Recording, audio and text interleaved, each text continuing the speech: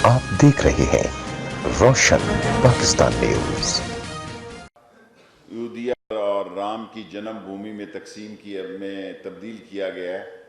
आज मोदी ने अपनी सरकार के लिए मुसलमानों की ज़मीन तंग करके अपनी सरकार के लिए इक़्तिसादी, माशी, सियासी और जोग्राफियाई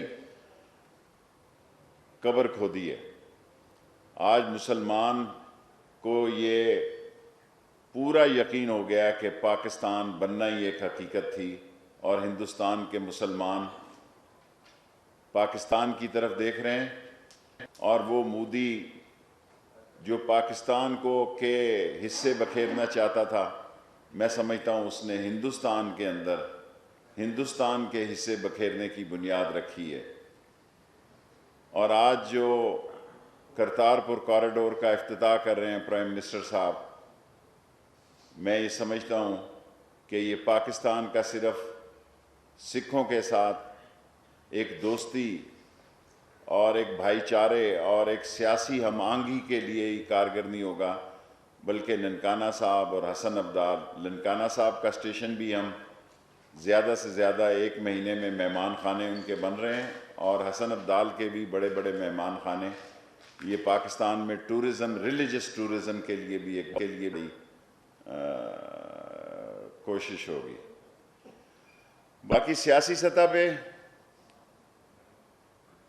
मैं आपको सारी बातें पहले कह चुका हूँ, उसमें मेरे पास इजाफे के लिए कुछ नहीं है। नवाज शरीफ साहब को मजहबी मौलाना फजलुर रहमान के धरने से हटकर देखा गया है,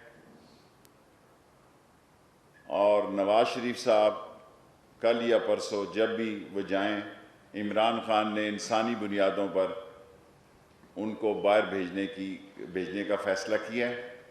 जब पाकिस्तान में इस किस्म के फ़ैसले आ रहे हों कि इनकी कल की ज़िंदगी की ज़मानत दी जाए, तो फिर क्या कहा जा सकता था। और वो लोग जो आज डील और ढील की बात कर रहे हैं, मैं समझता हूँ ये तबई नज़रिया ज़रूरत है।